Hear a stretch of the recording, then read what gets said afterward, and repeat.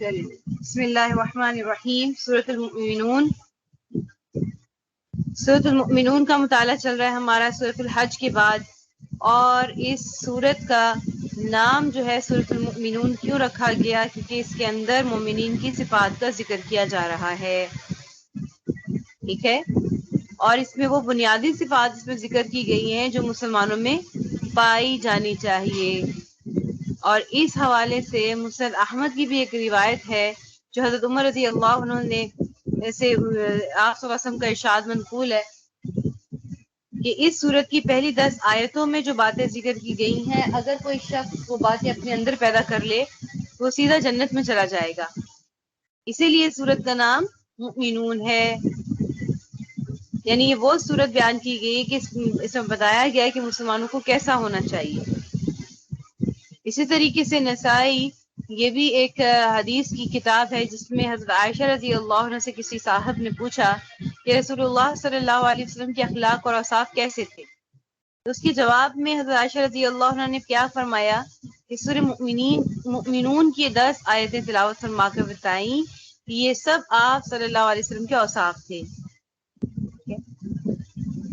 اب اس صورت کا جو بنیادی مقصد ہے وہ اس میں انسان کو اپنی اصلیت کی طرف متوجہ کر کے اور اس کو اس بات کی طرف کیا گیا ہے کہ وہ غور و فکر کرے اپنی زندگی کے بارے میں کہ کیوں وہ دنیا میں آیا، کس کام کو سر انجام دینے آیا، اور کس طریقے کی اطاعت ہونی چاہیے کہ جو اللہ تعالیٰ کو مطلوب ہے. اور پھر اس میں کیا انجام ہوگا انسان کا آخرکار، نیکوکاروں کو کیا انجام ملتا ہوگا اور بدکاروں کا کیا انجام ہوگا.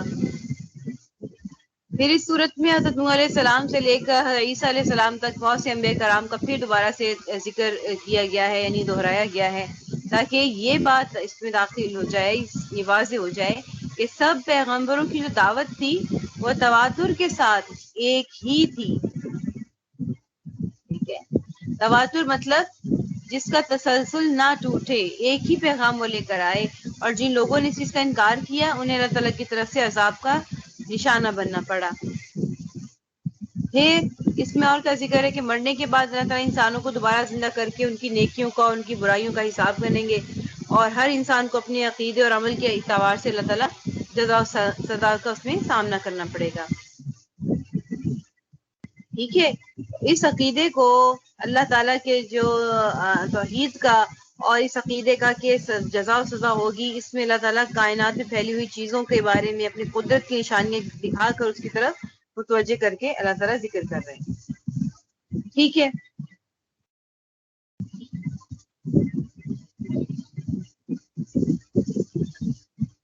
تو یہ چیز اس میں ذکر کی گئی ہے. اب دیکھیے، اعوذ باللہ من الشیطان الرجیم، بسم اللہ الرحمن الرحیم. قد افلح المؤمنون الذین هم فی صلاتهم خاشعون. اب اس میں کچھ 7 صفات کو ذکر کیا گیا ہے. پہلی 7 صفات جو مومن میں ہونی چاہیے. اب پہلی کیا ہے؟ قد افلح المؤمنون، ایمان والوں نے یقیناً فلاح پا لی ہے. اچھا، فلاح کس کو کہتے ہیں؟ کامیابی کس کو کہتے ہیں؟ قرآن کی نظر میں اور ایک انسان کی نظر میں کامیابی کیا ہوتی ہے؟ ٹھیک ہے، ہم نماز میں بھی 5 وقت اذان و اقامت میں حی علی الفلاح حی علی الفلاح کی طرف جو پکار کو سنتے ہیں، اس سے کیا مراد ہے؟ تو فلاح کا جو لفظی معنی ہے، لائٹ بند کر دیں، لائٹیں بند کر دیں. فلاح کا جو لفظی معنی ہے وہ کیا ہے؟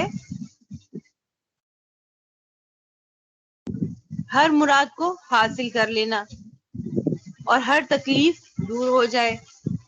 انسان اپنی ہر مراد کو حاصل کر لے اور وہ ہر تکلیف سے دور، اس کو ہر تکلیف دور کی جائے.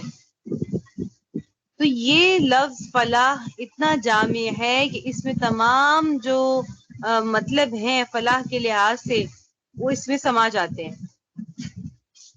ٹھیک ہے، تو مطلب کیا ہوگا کہ مکمل فلاح کیا ہے کہ انسان اس سے زیادہ کسی چیز کی خواہش کر ہی نہیں سکتا. فلاح کا ایسا مطلب کیا ہے کہ اللہ اس کو وہ سب چیزیں عطا کر دے کہ اس سے زیادہ وہ خواہش ہی نہیں کر سکتا. ٹھیک ہے، اب مکمل فلاح کب ہوگی؟ اب اگر ایسے ہو کہ ہر مراد پوری ہو جائے اور تکلیف ذرا سی بھی نہ رہے تو وہ اس دنیا میں تو ممکن نہیں ہے. ٹھیک ہے، کیونکہ بڑے سے بڑا انسان ہو اور بڑی سے بڑی اس کو راحت ملی ہو، ہر طرح کا سکون ہو، بڑے سے بڑا بادشاہ ہو، پیغمبر ہو، رسول ہو، اس دنیا میں کسی کے لیے ممکن نہیں ہے کہ اس کے خلاف طبع کوئی چیز پیش نہ آئے. یعنی خلاف طبع مطلب اس کی طبیعت کے خلاف کوئی چیز پیش نہ آئے، یہ ممکن نہیں ہو سکتا. اور وہ جو بھی خواہش جس وقت دل میں چاہ رہا ہے وہ پوری ہو جائے، یہ بھی اس دنیا ممکن نہیں ہے. تو یہاں پر دنیا میں ہر نعمت کا زوال اور ہر نعمت کے چھن جانے کا کھٹکا جو ہے وہ لگا ہوا ہے، اور ہر تکلیف کے واقع ہونے کا، ہر تکلیف نہیں تو مطلب کچھ تکالیف کے بھی واقع ہونے کا خطرہ ہے. تو اس سے کوئی بھی انسان دنیا میں خالی نہیں ہے. تو ہمیں کیا معلوم ہوا کہ فلاح کا مطلب کچھ اور ہے. فلاح کامل کیا ہے کہ اس دنیا میں ایسے فلاح وہ انسان کو دستیاب ہو ہی نہیں سکتی، کیونکہ دنیا کیا ہے؟ دار التکلیف ہے، دار المحنت ہے. ٹھیک ہے؟ اور اس دنیا میں کسی بھی چیز کی بقا نہیں ہے، قرار نہیں ہے. ٹھیک ہے؟ تو پھر اب یہ جو فلاح ہے اس کی دوسرا عالم میں اس کا وجود پایا جائے گا. اور دوسرا عالم کیا ہے؟ جنت ہے. تو جنت ہی وہ فلاح ہے کہ جس میں انسان کو ہر مراد ہر وقت بلا انتظار اس کو حاصل ہوگی. تو اسی لیے اس کے بارے میں کہا گیا نا وَلَهُم مَا يَدَّعُونَ، یعنی ان کو ملے گی ہر وہ چیز جو وہ چاہیں گے جنت میں، اور وہاں انہیں ادنا قسم کا رنج و غم بھی نہیں پہنچے گا.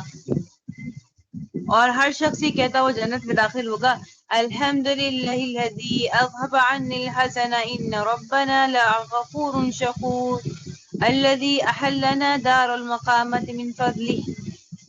یعنی شکر ہے اللہ کا جس نے ہم سے غم کو دور کر دیا. بلا شبہ ہمارا رب معاف کرنے والا قدردان ہے، جس نے ہمیں اپنے فضل سے ایک ایسے مقام میں پہنچا دیا جس کی ہر چیز قائم و دائم ہے. ٹھیک ہے؟ تو اب اس میں کیا اشارہ ہے کہ دنیا میں بھی کوئی بھی ایسا نہیں ہوگا جس کو کبھی رنج و غم نہ پہنچا ہو. اس لیے جنت میں قدم رکھتے ہی ہر شخص یہ کہے گا کہ اب ہمارا غم بھی دور ہو گیا اور اللہ نے ہمیں دائمی جو ہے وہ نعمتیں عطا کر دی ہیں. اب دیکھیے سورہ اعلیٰ میں بھی ذکر کیا گیا ہے قد افلح من تزکا. ٹھیک ہے؟ فلاح کا ذکر وہاں پر بھی ہے سورہ اعلیٰ میں، 30ویں پارے میں سورہ اعلیٰ ہے، اس میں بھی قد افلح من تزکا.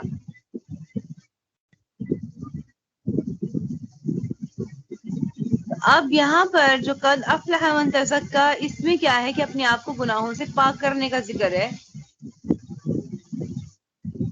اور ساتھ ہی اس کے بارے میں کیا فرما دیا کہ کامل جو فلاح ہے وہ اصل میں آخرت ہے. دنیا سے دل لگانا فلاح کا کام نہیں ہے. طالب دنیا جو ہوگا وہ فلاح نہیں ہوگا کہ جس کو دنیا مل گئی تو وہ فلاح حاصل کر لے. یہاں پہ بل تؤثرون الحیات الدنیا والآخرۃ خیر وابقى سورۃ الاعلیٰ میں، یعنی یہ لوگ دنیا کو آخرت پر ترجیح دیتے ہیں، حالانکہ آخرت بہتر ہے، اسی میں ہر مراد حاصل ہوگی اور ہر تکلیف دور ہوگی. تو خلاصہ اس بات کا کیا نکلا کہ کامل اور مکمل فلاح صرف جنت ہی میں مل سکتی ہے، اس کے علاوہ کسی بھی جگہ پر نہیں. ٹھیک ہے؟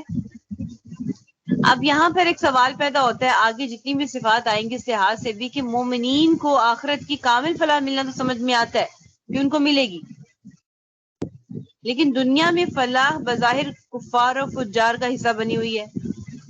ٹھیک ہے نا؟ اب دیکھتے ہیں نا کہ ہر زمانے کے جو انبیاء ہیں اور ان کے بعد صلحاء امت ہے، مسلمان ہیں، وہ تکلیفوں میں مبتلا رہتے ہیں. ٹھیک ہے؟ اس کا جواب کیا ہے کہ دیکھیں دنیا میں مکمل فلاح کا جو وعدہ ہے وہ تو کسی کے ساتھ بھی نہیں ہے کہ کسی کو کوئی تکلیف درپیش ہی نہ ہو. کچھ نہ کچھ تکلیف ہر ایک کو ہے، صالح متقی ہو اس کو بھی، کافر فاجر ہو اس کو بھی، یعنی اس کو بھی پیش آتی ہیں یہ چیزیں.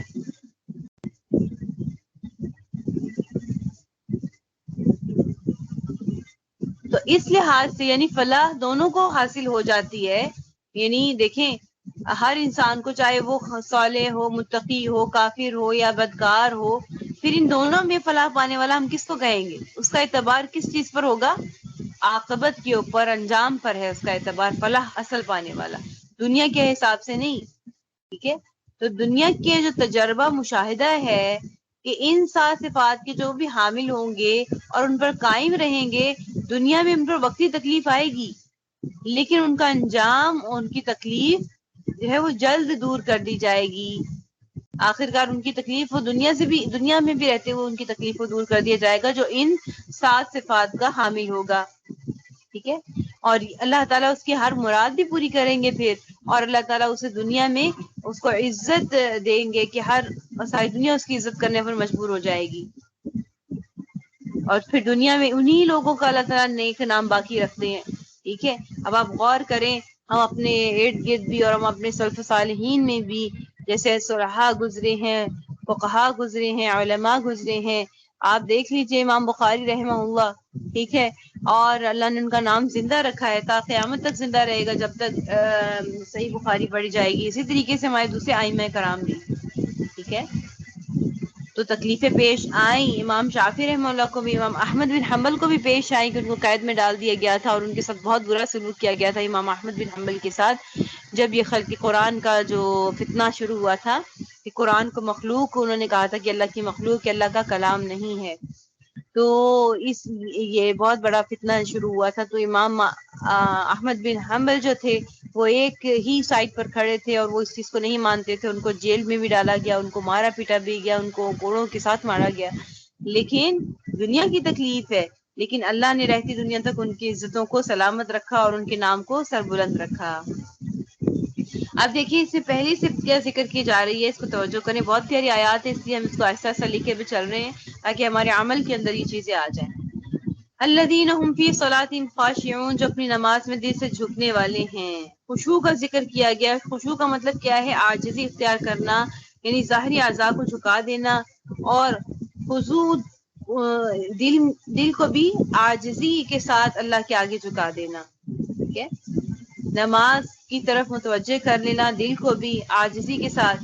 ٹھیک ہے، اس کا آسان طریقہ کیا بنے گا کہ جو انسان نماز میں جو کچھ پڑھ رہا ہے اس کی طرف مکمل دھیان رکھے اور غیر اختیاری طور پر کوئی بھی خیال اس کے ذہن میں نہ آئے. اگر غیر اختیاری طور پر اس کے ذہن میں کوئی بات آ گئی تو وہ معاف ہے، لیکن اختیاری طور پر یعنی جان بوجھ کر اگر وہ کوئی اپنے ذہن میں کوئی بات لائے گا تو پھر وہ ناجائز ہے اس کے لیے. ٹھیک ہے، تو اب خشوع خضوع کے بارے میں ذکر کیا گیا. خشوع کے بارے میں کی تعریف میں مختلف چیزوں کو نقل کیا گیا ہے. حضرت جو تعریفات ذکر کی گئی ہیں ان میں دیکھیں ایک تعریف ہے کہ اصل میں سکون قلب اور جوارح کے اندر جو سکون ہے اس کو خشوع کہا گیا ہے. امام مجاہد رحمہ اللہ فرماتے ہیں کہ نظر اور آواز کو پست رکھنے کا نام خشوع ہے. حضرت علی رضی اللہ عنہ نے فرمایا کہ دائیں بائیں التفات نہیں کرنا اور اپنے ادھر ادھر دیکھنے سے، یعنی نماز میں دیکھنے سے بچنا، یہ خشوع ہے. حضرت عطا رحمہ اللہ فرماتے ہیں کہ بدن کے کسی بھی حصے سے کھیل نہ کرنا، یعنی کہ بدن کے کسی بھی حصے کو پکڑ کے، اور اگر آپ دبائی جا رہے ہیں یا پھر ہاتھ کے اوپر ہاتھ رکھ رہے ہیں یا کچھ بھی حرکت ایسی کر رہے ہیں، اگر آپ یہ نہیں کرتے تو پھر یہ خشوع ہے.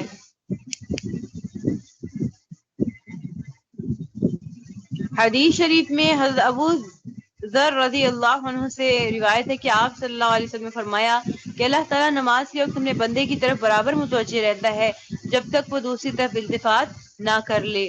جب دوسری طرف التفات کرتا ہے یعنی گوشہ چشم سے دیکھتا ہے تو اللہ تعالیٰ اس سے رخ پھیر لیتے ہیں. گوشہ چشم کیا ہوتا ہے جی؟ کون بتائے گا؟ دیکھوں آپ لوگ سو رہے ہیں یا پھر اٹھے ہوئے ہیں. گوشہ چشم سے کوئی چیز دیکھنا نماز کی حالت میں کیسے ہوگا جی؟ فریحہ کو تو معاف کر دیتے ہیں. فریحہ تو کہتی ہے نا میری اردو ٹھیک نہیں ہے. باقی بتائیں اردو دان، ان میں سے گوشہ چشم کس کو؟ معلوم، میں آپ سے یہی کہنے والی تھی، آپ سوال پھر سے ریپیٹ کریں گے؟ جی، مجھے گوشہ سمجھ نہیں آیا. چشم سجدے کی سے جگہ پہ انسان ہمیں ہاں سجدے دیکھے کی تب جگہ بھی اللہ پہ تعالیٰ اردو اس میں کو لکھ رہے ہیں اور لیکن یہ کہ نماز میں بعض دفعہ ایسا ہوتا ہے کہ ادھر ادھر تھوڑا سا آنکھ کی مطلب چہرہ گھمائے بغیر وہ مطلب جو آنکھوں چیز سے، ہے وہ گوشہ ہاں چشم ہے. آنکھوں کو ہلا کہ ہاں گوشہ چشم یعنی آنکھوں کا کنارہ جو ہے وہاں تک آپ اپنے آنکھوں کے جو بالز ہیں ان کو لے جائیں, ٹھیک ہے, آئی بال کو لے جائیں اور اس طریقے سے گھما کر دیکھ لیں, اس کو بھی التفات کو بھی ذکر کیا گیا, تو اللہ تعالیٰ بھی اس سے رخ پھیر لیتے ہیں. مکمل چہرہ تو وہ تو آپ کا زیادہ وہ اس میں خشوع ختم ہونے کا اندیشہ ہے نا, لیکن آپ اپنے آنکھوں کے ایک سائڈ سے جیسے کہتے ہیں نا کن اکھیوں سے دیکھنا, یعنی اس طریقے سے آپ نے اندازہ لگا لینا کسی بات پہ, تو اس سے بھی خشوع چلا جاتا ہے. ٹھیک ہے, اس چیز کا اللہ تعالیٰ بھی اس بندے سے پھر رخ پھیر لیتے ہیں. آپ صلی اللہ علیہ وسلم نے حضرت انس رضی اللہ عنہ کو حکم دیا کہ اپنی نگاہ اس جگہ رکھو جس جگہ سجدہ کرتے ہو, اور یہ کہ نماز میں دائیں بائیں التفات نہ کرو, اس سے بھی نماز میں خشوع آتا ہے. ٹھیک ہے. حضرت ابو ہریرہ رضی اللہ فرماتے ہیں کہ رسول اللہ صلی اللہ علیہ وسلم نے دیکھا کہ ایک شخص جو ہے وہ نماز میں اپنی داڑھی سے کھیل رہا ہے, تو آپ صلی اللہ علیہ وسلم نے فرمایا لو خشع قلب هذا لخشعت جوارحه, کہ اگر اس شخص کے دل میں خشوع ہوتا تو اس کے اعضاء میں بھی سکون ہوتا. ٹھیک ہے. تو کپڑے کے ساتھ کھیلنا, کپڑوں کو بار بار یعنی پکڑنا اور اس طریقے سے جو ہے وہ یا پھر انگلیاں چٹکانا نماز کے اندر, تو یہ سب کیا ہے, خشوع ہونے کی کمی ہے. ٹھیک ہے. دوسرا وصف اس میں کیا ذکر کیا گیا ہے دیکھیے, تو دعا کریں اللہ تعالیٰ ہمیں بھی خشوع والی نماز عطا کریں. اور سب سے پہلا جو علم اٹھا لیا جائے گا امت سے وہ کیا ہے, نماز کا خشوع ہوگا. والذین هم عن اللغو معرضون, اور جو لغو چیزوں سے منہ موڑے ہوئے ہیں.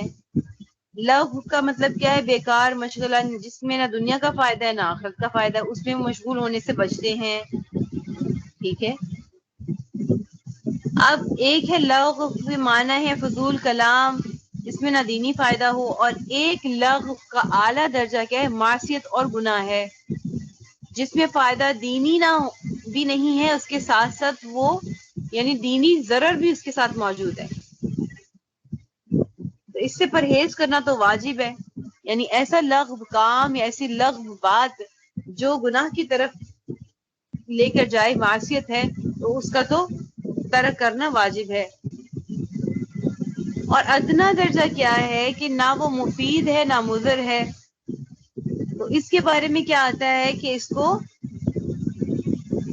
بھی جو ہے وہ ترک کر دینا چاہیے. آپ صلی اللہ علیہ وسلم نے کیا فرمایا حدیث شریف میں, من حسن اسلام المرء ترکہ ما لا یعنیہ, یعنی انسان کا اسلام جب اچھا ہو سکتا ہے جبکہ وہ بے فائدہ چیزوں کو چھوڑ دے.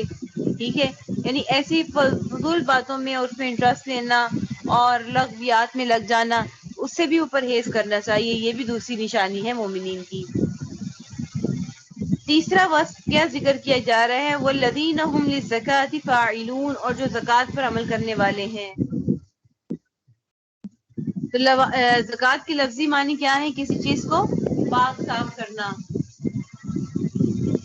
اللہ تعالیٰ نے مسلمانوں پر یہ فریضہ عائد کر دیا کہ اپنے مال میں سے وہ کچھ حصہ غریبوں کے لیے بھی نکالیں گے, اس کو زکوٰۃ کہتے ہیں. ٹھیک ہے. اس سے پھر ان کا مال بھی پاک ہوتا ہے اور ان کے دل بھی پاک ہوتے ہیں. دل کی صفائی کیسے ہوتی ہے کہ انسان کے دل سے جو روپے پیسے کی جو محبت ہے اس کی جڑ کٹ دی جاتی ہے, یعنی اس کو قربان کرنا آ جاتا ہے, اللہ کے راستے پر دینا آ جاتا ہے, اس سے دل بھی پاک ہو جاتے ہیں. تو یہاں پر جو زکوٰۃ ہے اس سے مراد مالی فریضہ بھی ہو سکتا ہے, اور دوسرے معنی بھی ہو سکتے ہیں کہ وہ اب تزکیہ کے معنی میں, زکوٰۃ تزکیہ کے معنی میں کہ وہ اپنے اخلاق کو اور اپنے جو اعمال ہیں ان کو بہتر کرتے ہیں اور ان کا تزکیہ کرتے ہیں, یعنی برے اعمال اور اخلاق سے ان کو پاک کرتے ہیں اور اس کو تزکیہ کرتے ہیں اس کا. اب یہاں پر جو زکوٰۃ کے ساتھ ادا کرنے کی بجائے زکوٰۃ پر عمل کرنے کا جو لفظ آیا ہے, وَهُمْ وَالَّذِينَ هُمْ لِلزَّكَاةِ فَاعِلُونَ, زکوٰۃ پر عمل کرنے والے. تو عمل کے اعتبار سے مفسرین نے یہاں پر دوسرے معنی کو ترجیح دیا ہے کہ اپنے تزکیہ نفس کو کرتے ہیں. تزکیہ نفس کی اصلاح کرتے ہیں, اپنے آپ کو برے اعمال اور برے اخلاق سے روکتے ہیں. مفسرین نے اسی معنی کو ترجیح دی ہے. ٹھیک ہے. والذین هم لفروجهم حافظون, اور جو اپنی شرم گاہوں کی اور سب سے حفاظت کرتے ہیں. یعنی جو مل کے غیر ہے اس سے اپنے آپ کو بچاتے ہیں. الا علی ازواجہم او ما ملکت ایمانہم فانہم غیر ملومین، سوائے اپنی بیویوں اور ان کنیزوں کے جو ان کی ملکیت میں آ چکی ہوں، کیونکہ ایسے لوگ قابل ملامت نہیں ہیں. اچھا، وہ کنیزیں جو شرعی احکام کے مطابق ان کی ملکیت میں ہوں گی تو ان کے بارے میں ذکر ہے کہ ان کے ساتھ وہ اپنی جو ہے وہ معاملہ کو وہ پیش کرتے ہیں اور وہ اپنے آپ کو کیا کہتے ہیں کہ وہ صحبت اختیار کرتے ہیں. یہ آج کل کی جو کنیزیں ہیں نوکرانیاں وہ مراد نہیں ہیں. آج کل ان کا کنسیپٹ ہی نہیں ہے، کنیزوں کا تو کوئی وجود نہیں ہے، اس وجہ سے یہ بات ان پر نہیں آئے گی. فَمَنِ ابْتَغَىٰ وَرَاءَ ذَٰلِكَ فَأُولَٰئِكَ هُمُ الْعَادُونَ، ہاں جو اس کے علاوہ کوئی اور طریقہ اختیار کرنا چاہے تو ایسے لوگ حد سے تجاوز کر جائیں گے. یعنی اپنی جنسی خواہش کو پورا کرنے کے لیے اپنی بیوی اور کنیز کے سوا کوئی اور طریقہ اپنائیں گے تو اس سے بھی اپنی خواہش پوری کرنا حرام ہے. ٹھیک ہے، اب دوسرے طریقے جیسے قوم لوط کا فعل ہے، جیسے جانوروں کے ساتھ اور جیسے انسان کے ساتھ اور غیر فطری فعل کو کرے اور یہ حکم زنا میں داخل ہو جائے گا. اور جن سے نکاح کرنا منع ہے ان کے ساتھ نکاح کر لے تو وہ بھی زنا کے حکم میں آئے گا. اور دوسری بات، اپنی بیوی یا اپنی باندی سے حیض اور نفاس کی حالت میں وہ غیر جو یہ عمل کر لے تو وہ بھی اسی حکم میں آئے گا. اور غیر فطری طور پر بھی جمع کر لیا اپنی بیوی یا اپنی کنیز سے تو پھر وہ بھی اسی حکم میں آئے گا. ٹھیک ہے. اور جمہور کے نزدیک الاستمناء بالید یعنی اپنے ہاتھ سے منی خارج کر دینا بھی اس میں شامل ہے. امام قرطبی رحم اللہ نے بحر محیط میں بھی یہی ذکر ہے، قرطبی میں بھی ذکر ہے، بیان القرآن میں بھی اس چیز کو لیا گیا ہے. ٹھیک ہے، تو اس چیز کی یعنی وہ اس میں حد سے تجاوز کرنے والے بن جاتے ہیں اگر وہ اس طریقے کا معاملہ کرے. پانچویں صفت کیا ذکر کی جا رہی ہے؟ والذین هم لاماناتهم وعهدهم راعون، اور جو اپنی امانتوں اور اپنے عہد کا پاس رکھنے والے ہیں. اب یہاں پر کیا ذکر کیا جا رہا ہے؟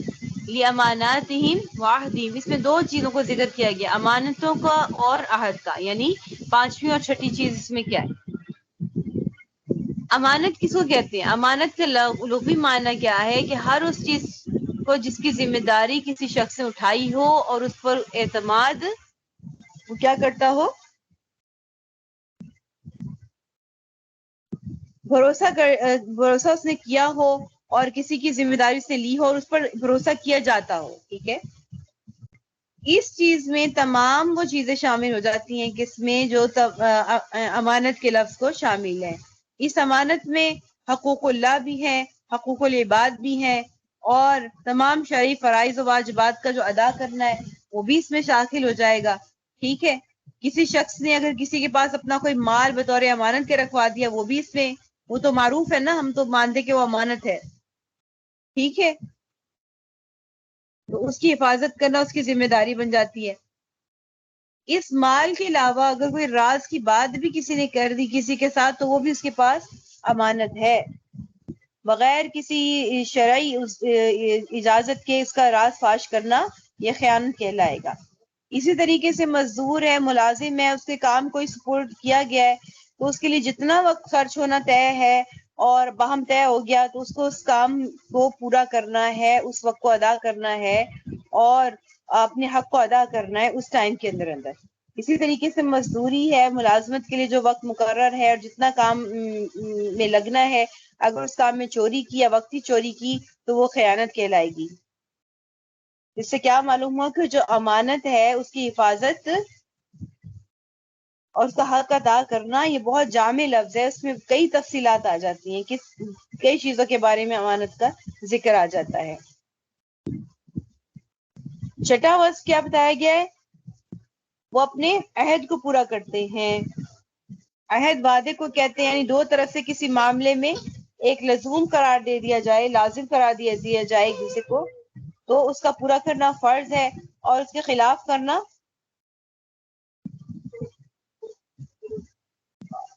دھوکہ کہلائے گا جو کہ حرام ہے. ٹھیک ہے، دوسرا وہ جس کو وعدہ کہتے ہیں، یعنی ایک قسم یہ ہے، یک طرفہ ایک سائڈ سے کسی ایک شخص کی طرف سے اس چیز کا دینا وہ اپنے ذمے لے لیتا ہے اور کسی کام کے کرنے کا وعدہ کر لیتا ہے، ہاں جی میں یہ کروں گا، میرے پہ میں وعدہ کرتا ہوں، تو اس وعدے کا بھی پورا کرنا شرعاً اس پر لازم ہو جاتا ہے۔ حدیث شریف میں ہے العیدۃ دین، یعنی وعدہ ایک قسم کا قرض ہے، جیسے قرض کی ادائیگی واجب ہوتی ہے اسی طریقے سے وعدہ بھی پورا کرنا واجب ہوتا ہے، تو بس بلا عذر شرعی کے اس کا خلاف کرنا گناہ ہو جاتا ہے۔ اچھا، پہلی جو قسم ہے کہ اگر کسی نے دو طرفہ آپس میں معاملہ ہوا اور اس میں لازم قرار دے دیا گیا، جیسے کہ اس کوئی ایسا معاملہ کیا گیا تو اس قسم کے پورا کرنے پر وہ آدمی اگر وہ نہیں پورا کر رہا تو آدمی اس کو عدالت میں بھی حاضر ہونے پر مجبور کر سکتا ہے، ٹھیک ہے؟ جب دونوں کی طرف سے لازمی قرار دے دیا گیا کہ میں وعدہ کرتا ہوں، وہ بھی کہتے ہیں وعدہ کرتا ہوں، اور اگر وعدہ خلافی کی تو وہ عدالت میں اس مسئلے کو لے کے جا سکتا ہے۔ لیکن یہ دوسرا معاملہ ہے کہ یک طرفہ وعدہ ہے، ایک طرف سے وعدہ کیا جا رہا ہے، تو اس میں ہم عدالت پر اس کو لے جانے پر مجبور نہیں کریں گے اس وعدے کے اوپر، ہاں دیانتاً اور دینداری کو دیکھتے ہوئے اس پر واجب ہے اور وہ بلا عذر شرعی اس کو ترک نہ کریں۔ اچھا، 7واں ورس اس میں کیا بتایا گیا؟ والذین هم علی صلاتہم یحافظون، اور نماز کی وہ اپنی حفاظت کرنے والے ہیں اور جو اپنی نمازوں کی پوری نگرانی کرنے والے ہیں۔ تو دیکھیں ان صفات کا جو شروع ہوا تھا وہ بھی نماز سے ہوا تھا، اور اس کا اختتام بھی ان صفات کا کس پر ہو رہا ہے؟ نماز پر ہو رہا ہے، ٹھیک ہے؟ یعنی ان صفات کو شروع بھی نماز سے کیا گیا اور نماز پر ہی ختم کیا گیا، تو اس کا مطلب کیا ہے کہ نماز کو نماز کی طرح پابندی اور آداب نماز کے ساتھ ادا کیا جائے، تو اس میں باقی جتنے بھی اوصاف ہیں جو درمیان میں شامل ہوئے وہ خود بخود آپ طے ہوتے جاتے ہیں، انسان کے اندر وہ تمام چیزیں داخل، ایمانداری آ جاتی ہے، اپنی شرمگاہوں کی حفاظت آ جاتی ہے، ٹھیک ہے، خشوع خضوع آ جاتا ہے۔ اگر انسان نماز کی صحیح پابندی کرے تو ان میں تمام چیزیں آ جائیں گی۔ اولئک هم الوارثون الذین یرثون الفردوس، اب یہاں پر یہ ہیں وہ وارث جنہیں جنت الفردوس کی میراث ملے گی، یہ اس میں ہمیشہ ہمیشہ رہیں گے۔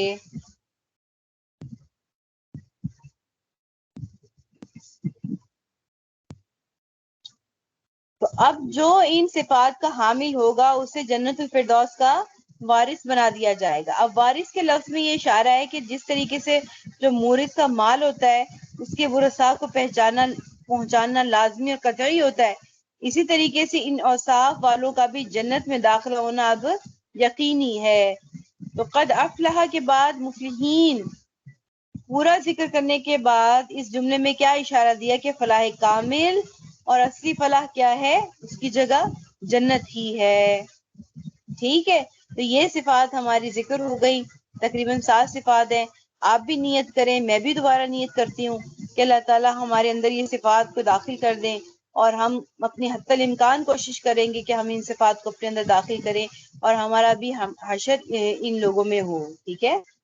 تو آج کا سبق ہمارا اب اتنا ہی ہے، انشاءاللہ اب کل ہم اس سے اگلی آیت سے شروع کریں گے، بلکہ کل سے تو آپ کو مشکات کا سبق ہوگا انشاءاللہ۔ جی کوئی سوال ہے تو پوچھ لیجئے۔